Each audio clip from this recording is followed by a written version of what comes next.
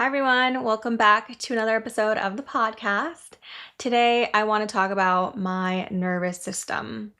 I have spent the past year intentionally working to heal or regulate my nervous system. And I'm definitely not a doctor, definitely not an expert in this area either, but I just want to share what I tried and what worked for me. I have alluded to this health journey that I've been on for the last few months several times in this podcast. And honestly, it's taken me this long to get to a place of feeling ready to talk about it because it has just been kind of a roller coaster of like ups and downs, like good weeks and weeks where I was still like returning to old habits. And I'm still doing that. Like, I am still kind of trying to find the balance of wanting to like eat healthy, for example. Like, I will discuss in more detail, but I changed a lot of the way that I was eating and I started cooking more meals that were targeted or aimed at reducing inflammation in the body.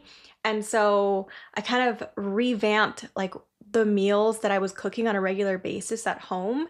And for the most part, I've stuck to that. But then I'll be in social situations or social settings and I'll want to go out and like, have a burger or something. So I've I have taken some time to discuss this topic because I think I was worried that I was just going to fully revert to my old habits and then I didn't feel worthy of discussing this topic for that reason, but I have to continue to remind myself that I'm not a machine. It is okay if I you know, have really good habits one week and then I have a day where it's not so great. You know what I mean? It's just we're human and we're trying to find a balance of doing what's right for our body and then also sometimes just doing what's right for the soul. I don't know if my soul would agree with that. But like sometimes in social situations you just got to like live a little. So I'm still navigating that balance and I still want to spend the majority of time doing things that are in alignment with taking care of my body and myself. So, I'm going to talk about all the things that I've tried, and overall, my baseline is in a 100% better place than it was a year ago. So, I think all of these things have worked, but also just keep in mind that, like, I'm not a machine and I'm trying to find a balance just like everybody else. Okay, we'll start with some context. You guys know I love some context. So, how did I know that my nervous system was dysregulated? Well, how I have been gauging this is feeling the tension in my body. So I have mentioned this before, but one of the things that was huge for me was the tension in my jaw, like always having a super clenched jaw. A few years ago, my dentist recommended masseter Botox to me because he could tell that I was just wearing down my teeth because of the way that I was clenching my jaw. And there would be times where I was extra stressed and I would wake up in the middle of the night with headaches because I was clenching my jaw so tight.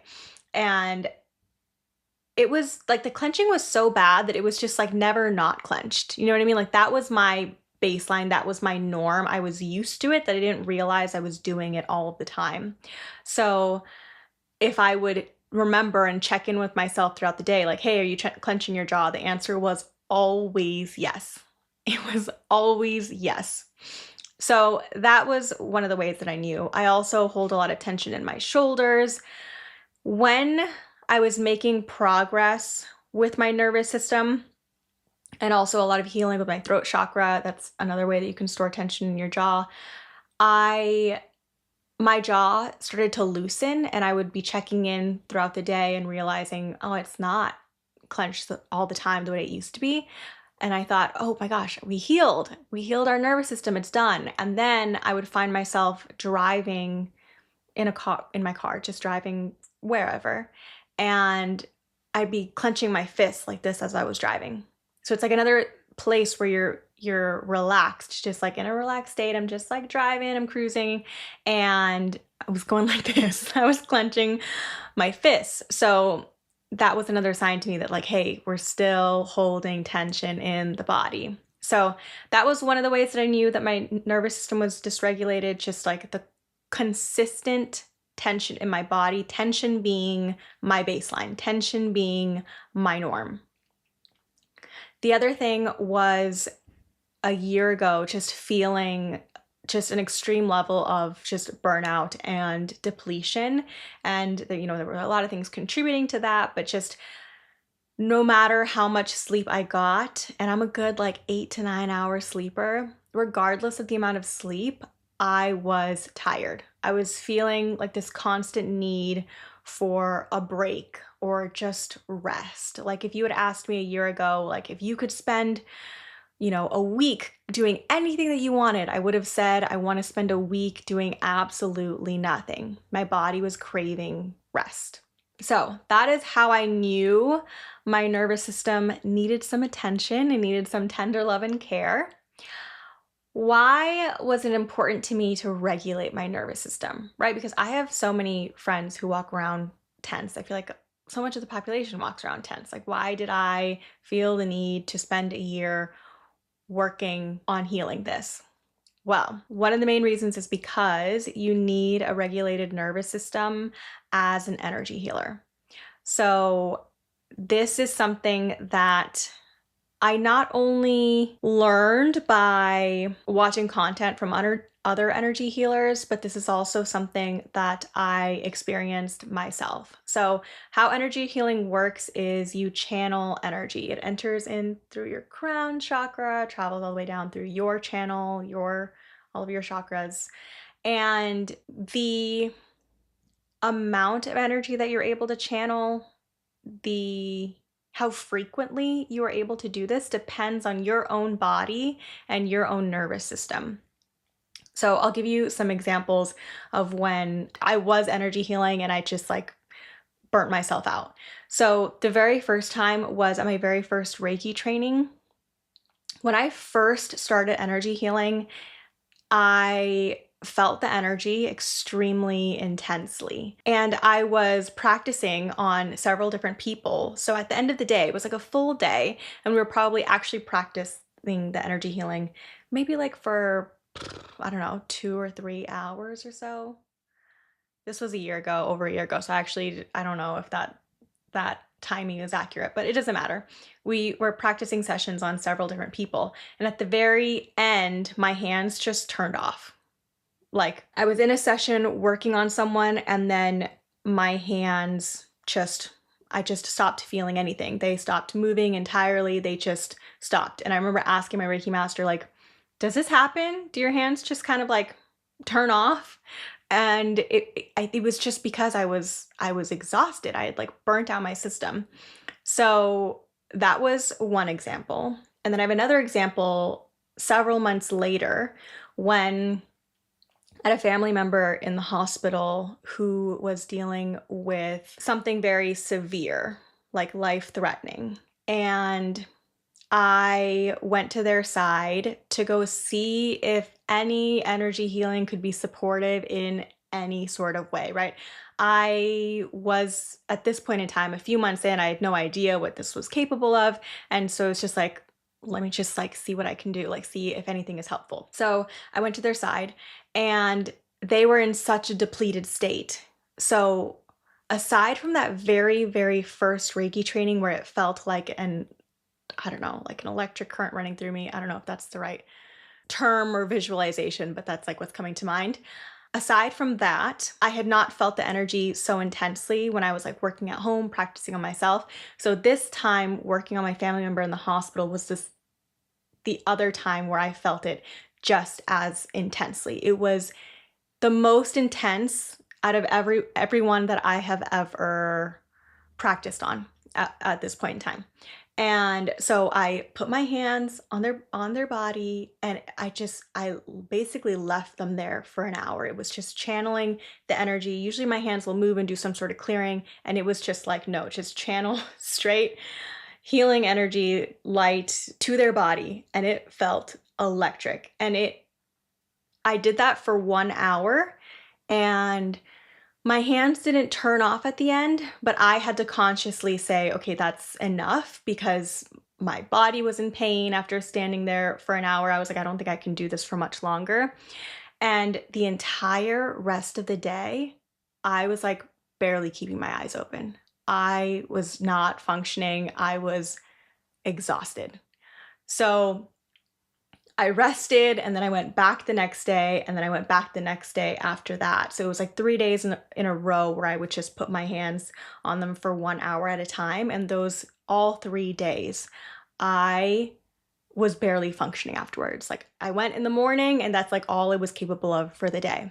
So those are just some examples of me experiencing firsthand that it is so important to take care of yourself first, take care of your body, to take care of your nervous system, because that will increase my capacity to help others, right? To channel more energy, to channel it for longer, to help more people in one day, right? So that is one of the reasons why it has been important to me to regulate my nervous system, to make sure that I am not in a depleted state attempting to help others. It is like I have to take care of myself and my body first, right? You give from an overfilled cup, right? So that was one. Number two, I mean, I was last year coming from a place of burnout, right? Like I quit my job, I was burnt out, I was exhausted.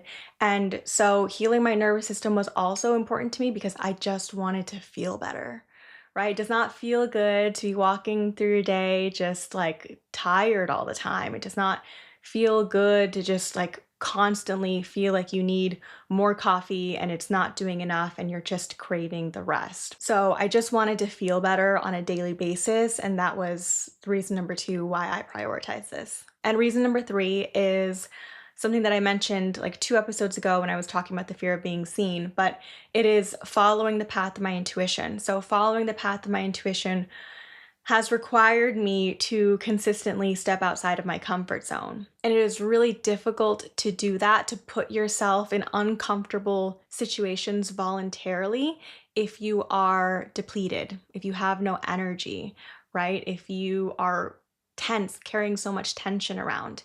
That is a very difficult place to attempt to create from. So those are just some reasons of why I have been so intentional about this over the past year, why it's been important to me. So, what did I try? I tried a lot, okay? Like this is a full year of just like testing and trying and seeing like, does this work? Is this helpful? Is this not helpful? Like just using the tension in my body to gauge how I was feeling, or just like paying not just attention, but just always paying attention to how my body was responding to how I was feeling and if that was like moving the needle forward. So, one of the big things I was trying to do was reduce overstimulation. And I attempted this through a few different ways. Number one, I quit coffee. I was not just like I was a regular coffee drinker. I was only having 1 cup per day, but it was always Nespresso. It was always cold brew. Like my Starbucks order was a grande cold brew with like a splash of milk, coconut milk, almond milk, oat milk, whatever. It was, I don't know if you've ever tried Starbucks cold brew, but that is that is some stuff, okay?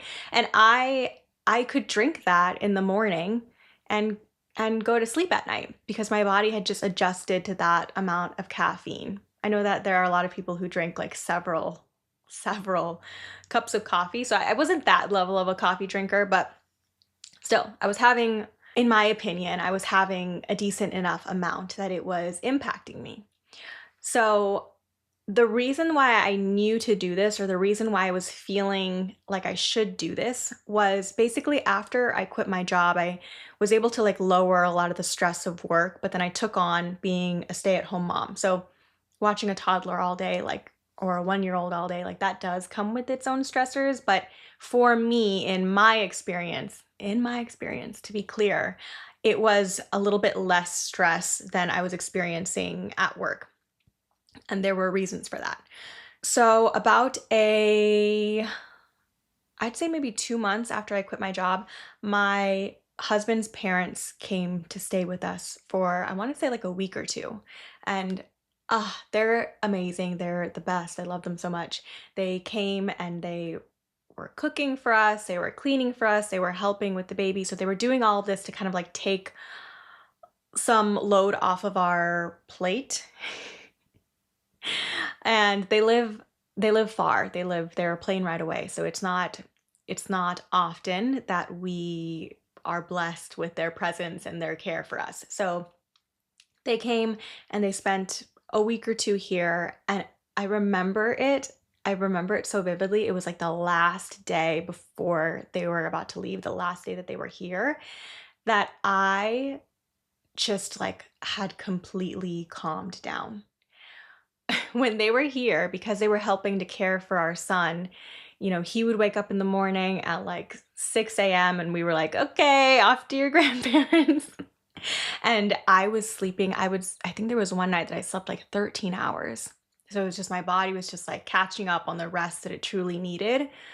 So support was so helpful for me during this time of just like that initial recovery. But anyways, back to coffee, what I was trying to say is I felt so much peace on that last day and I felt fully calm, but I wasn't tired. It was just this sense of calm.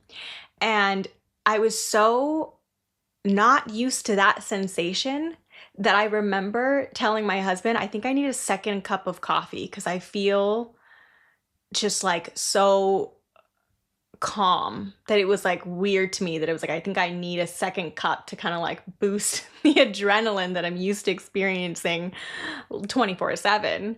So I decided to not take that second cup of coffee, and I found myself, I was taking a walk, I was taking my son to the park, and I was just walking slower. Like I was just moving slower. And it was like, oh my God, wait, is this like what it feels like to just feel calm and peace? I not used to it, unfamiliar. I haven't felt this in a really long time. So after that, this lasted for several days where I just felt like so just like recharged and calm and I was moving slow. And I would notice that when I had my morning cup of coffee, I like it went away. The adrenaline started to rise and the calm went away. So it was like, oh wait, actually, now that I've experienced the calm, I don't like this feeling anymore. And so that is when I decided, okay, maybe I need to try quitting coffee. So I did. This was like a year ago. I stopped drinking coffee. I stopped drinking it for several months and then kind of went back into the groove of like taking care of my toddler full time, feeling like I needed more energy. And so I started trying to drink half a cup of coffee a day. And I did that for several months. And then I realized I'm not really good with the middle ground. When it comes to some of these things that are just like a little bit more addictive for me, I just kind of need 0 to 100. Like I need one or the other. So I decided to quit coffee again. And now I drink matcha, which I have always loved matcha. I've always loved the flavor. Even when I was drinking coffee, sometimes I would get matcha just because I enjoyed it. And it has a little bit less caffeine, so I'm still getting something, but it doesn't give me the adrenaline boost that I was experiencing before. So I'm able to maintain a calm state just a little bit more easily with matcha. So that's number one. I was attempting to reduce stimulation or overstimulation. I tried quitting coffee. That worked for me. The other thing that I tried to reduce overstimulation was my phone usage. So last year in December, I turned my phone off for an entire month. And I did this by using my Apple Watch instead. So I didn't want to cut off communication from people. That was still really important to me to maintain contact with family and friends. I could still do that through my Apple Watch, although text was absolutely a pain. But I ended up talking to people on the phone more frequently. So it was nice. I strangely felt more connected to people when I was using my Apple Watch than I do with my phone. Now, not everyone gets super overstimulated with their phone, but I absolutely do. If I scroll TikTok before bed, I'm not going to sleep, or it's going to take me a long time to fall asleep, or for that first hour, my dreams are just like weird. Like I have a hard time shutting my brain off with that level of stimulation before bed.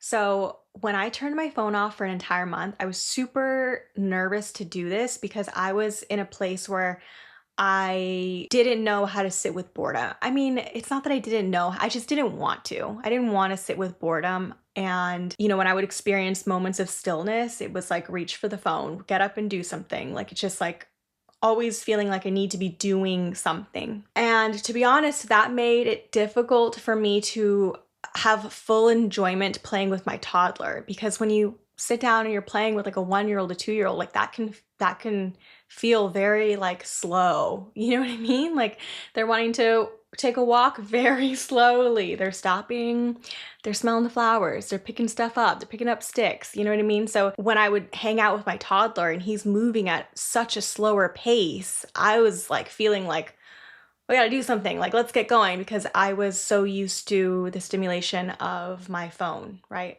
So I turned off my phone, and some of the things that I noticed, one, I had a less chaotic mind. Like just like less, I want to say less thoughts. I don't know if that's true though, but it just felt less chaotic up there. It felt quieter, it felt calmer. And that really allowed me to be able to be more present in those slower paced moments. When I realized I didn't have a phone to turn to during every moment of downtime, during every moment of stillness, I accepted the stillness quicker, and then that allowed me to be more present and to enjoy that. So I had a much easier time with the stillness, with the quiet, with the slower pace when I wasn't constantly reaching for my phone. I also think I allowed myself to rest more often, or to have more efficient rest, because there would be times where like my son went down for a nap and I was like, I just want to sit on the couch and like drink some tea. And before it was like sit on the couch, drink some tea, scroll my phone. And without my phone, it was like sit on the couch, drink some tea, and just like be present. So that was the main thing. It was just like, it was reducing the stimulation in my mind. It was allowing me to feel more clear and more calm and more rested in moments where I was taking rest. Oh, and it also did impact my sleep, because when you're not scrolling your phone before bed, for me at least, I got tired earlier in the evening. So I was like getting tired by 9 or 10 p.m. So whereas before I'd be up until like 11, midnight sometimes, when my phone was off, I was consistently sleeping earlier. So of course, like more sleep is going to feel more energizing, right? It's just going to make everything better. So that was one of the impacts as well. The third thing that I did to reduce overstimulation was somatic work. So I am someone who is just like very highly sensitive. And luckily, I learned how to practice somatic work over a year ago. I was working with a somatic hypnotherapist who, that was life changing. I've talked about that experience. That was life changing. But that allowed me to then learn how to practice somatic work on my own. And that is something that I still do to this day.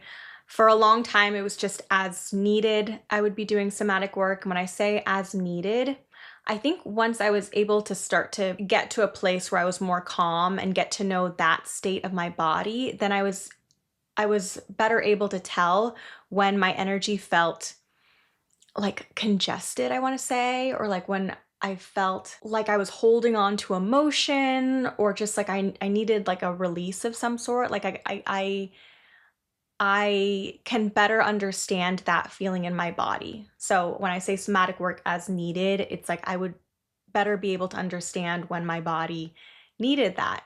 So for a long time, it was just as needed, and that was helpful. My body, specifically when I practice, it does a lot of shaking. My jaw will chatter from the tension in my jaw that I was holding, the tension in my shoulders. Sometimes it's like stretching. It's just like a lot of different things to help move the energy out of your body. Lately, I have been doing this practice every night. This is the part where it's like, I'm not a machine, because I was doing it every night, and then like the past 2 nights I haven't done it. So as often as possible, After my son goes to bed, I have been taking some time to myself, just like sitting down in a quiet room and setting the intention to allow my body to process, release, feel whatever it needs. And I notice an immediate difference when I do that. And the last thing that I think had an impact within the category of overstimulation, my son started school part time.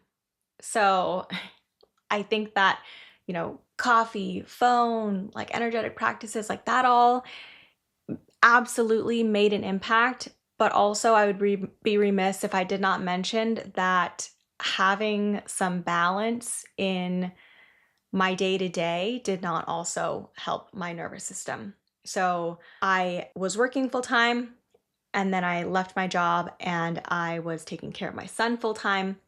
And then after he turned 2, we felt like school part time would be beneficial for him. So those few hours in the morning give me time to work out and work on everything that I'm working on in regards to following my intuition. So my podcast, creating content is what it has been over the past few months, sharing my journey, right? So it gives me a balance of like me having time to work on things that fill my cup and that are important to me, and to work out in the morning too, of course. So that balance, I noticed an immediate difference in the way that I was feeling and the amount of energy that I had.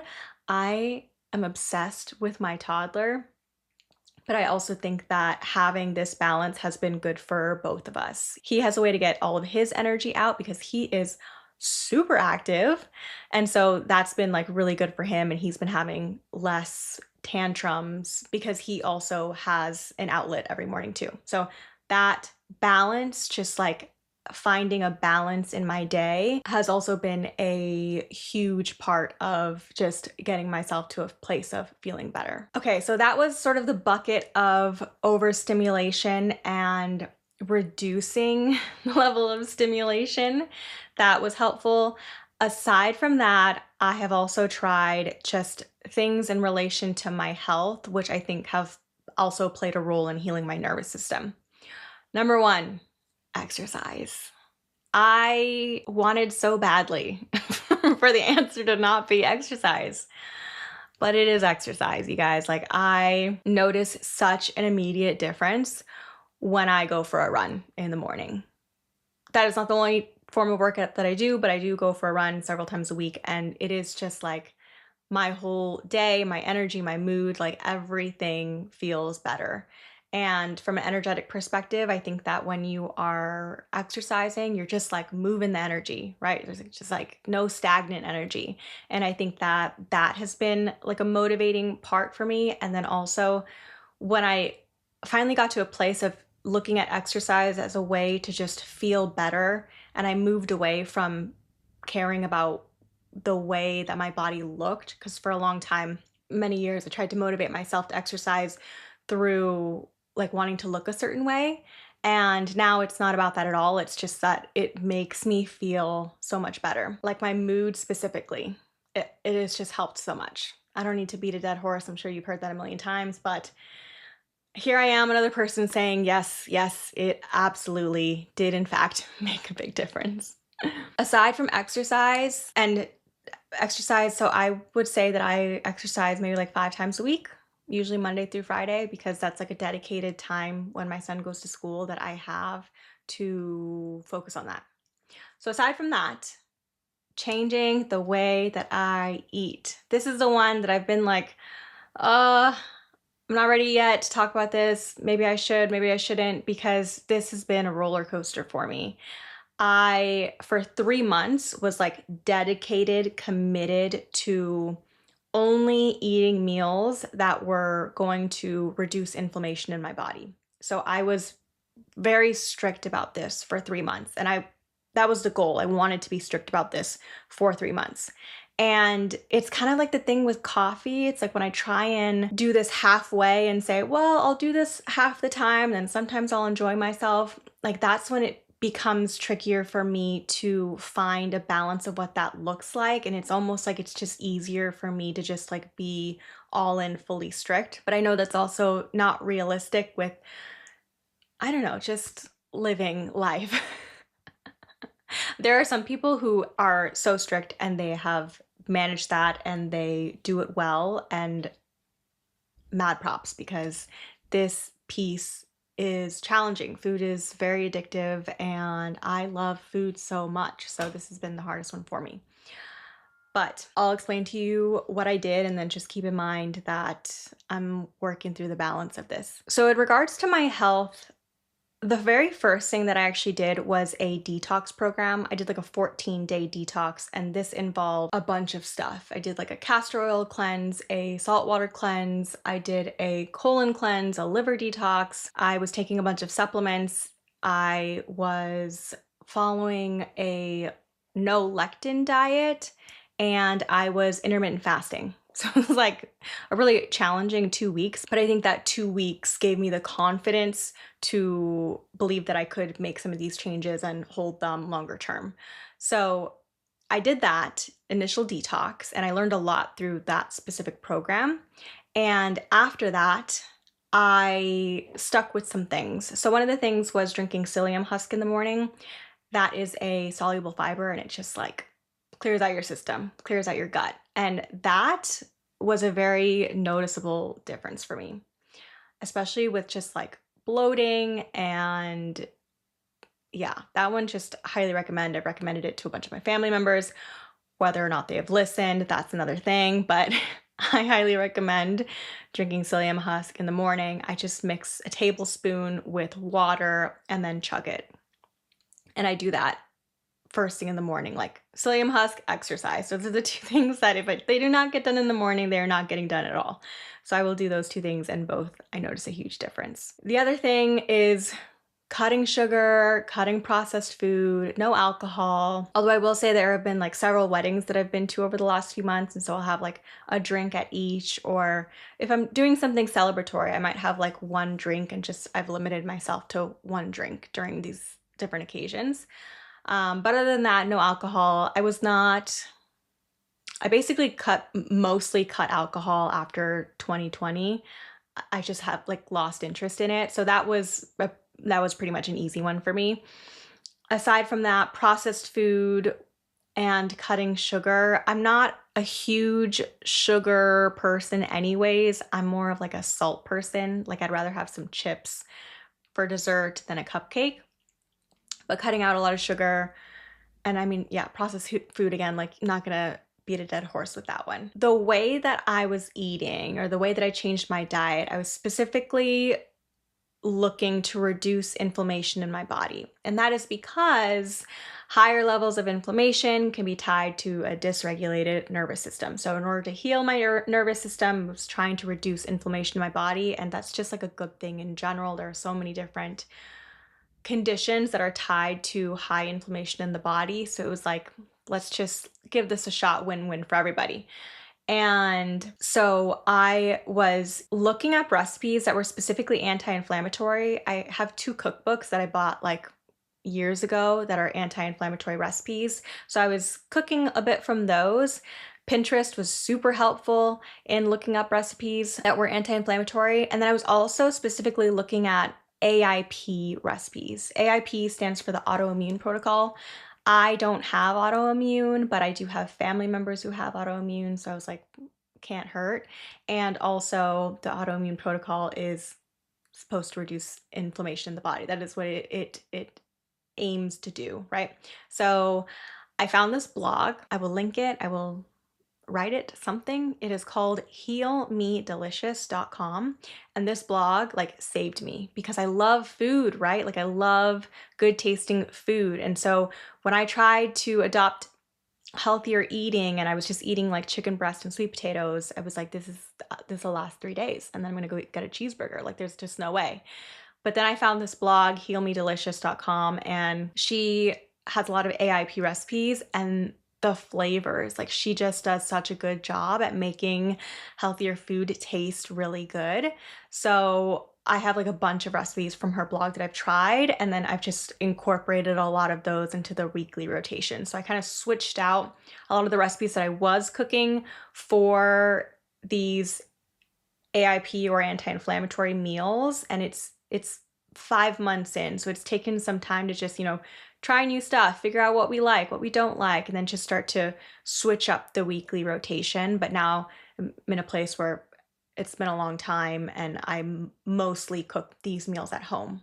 What trips me up is the eating out. That part is harder because, you're going out to dinner with friends, you're going out to dinner with family, or you are going to someone's house to have a meal, or there are a lot of different social situations where it's just harder to abide by these like stricter or just like dietary restrictions, right? Like I didn't want to ever be overly stressed about food when I was trying to spend time with loved ones. So this is where like the balance part has become tricky. And for a long time, I was just like, I'm just going to do my best with whatever options are available to me. And there are other times where I'm like, I'm having such a bad week. And I return to like old habits and, you know, don't always eat the best. So this is the area that I'm trying to find balance, but I can at least say that changing the way that I was cooking at home has been a step in the right direction. And I'm still maintaining that, and I do feel really good when I do that. So, things that I've noticed from cooking this type of way: less bloating for sure. Like, that's a huge one. Now, I think I just was chronically bloated. I was just so bloated all the time that I just didn't really notice it. And then now, since I'm not as bloated all the time, when I do eat something and I get bloated, now I notice. I'm like, oh, yeah, like that doesn't feel good anymore. That's the thing about nervous system regulation.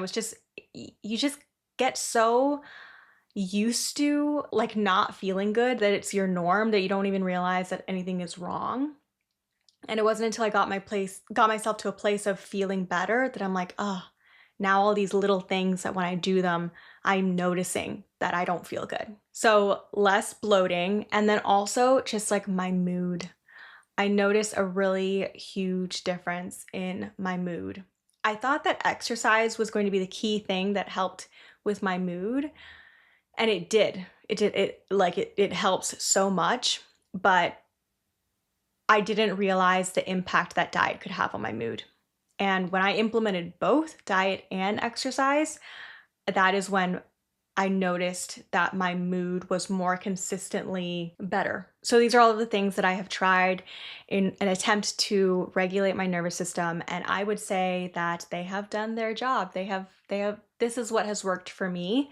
When I googled like how to regulate your nervous system, there are so many different ways. So I thought I would just contribute to the conversation with what has specifically worked for me. And I'm sitting in front of you today, feeling so much better, like the tension in my jaw gone. When I check in throughout the day, I'm no longer feeling that. When I drive, fists are no longer clenched. My energy levels are sustained longer. I don't have that midday crash that I used to when I was drinking a lot of caffeine. I no longer feel depleted. Like when I have some free time, I'm not immediately jumping to rest and needing rest or craving rest. I have energy to go and do things, to go take action, to create, to work on this. And the big tasks feel less daunting. That was like a huge thing for me that I don't think I mentioned in the beginning of like, just like, I don't know, things around the household, like just different things that needed to get done. And it was like, I would just push those off because the big tasks used to feel so daunting. And now I can just look at what needs to get done and just do it. So the goal, I don't think, is ever to stop experiencing tension, right? You're living, right? Like life is lifing, and we're always going to have stressors. We're always going to have things that come up, and that has been occurring as well over the last few months. I had this realization where the other day, something stressful happened. I was driving, I could see my fist was clenched again, and I was like, oh, my nervous system must not be healed. This must not be working. And then it was like, wait, no. The goal of this was not to never experience stress again. Like that's gonna happen. It's where is your baseline? And my baseline used to be chronic stress, and it is healing that baseline. The last thing that I'll mention, just a reflection that I wrote down when I was preparing for this episode, I think it's interesting that confronting healing my nervous system also forced me to confront all of my addictions, which were coffee, my phone, and food. So I don't know if there's any science around that, but I just thought that was an interesting observation that I had when I was reflecting on all of this work. Yes, healing my nervous system made me confront all of these things. Maybe they were contributing to the overstimulation, dopamine. I don't know. I don't know the science. I don't know. So, anyways, that is where I will leave you. I hope any of this was helpful, and I will see you again next time. Bye.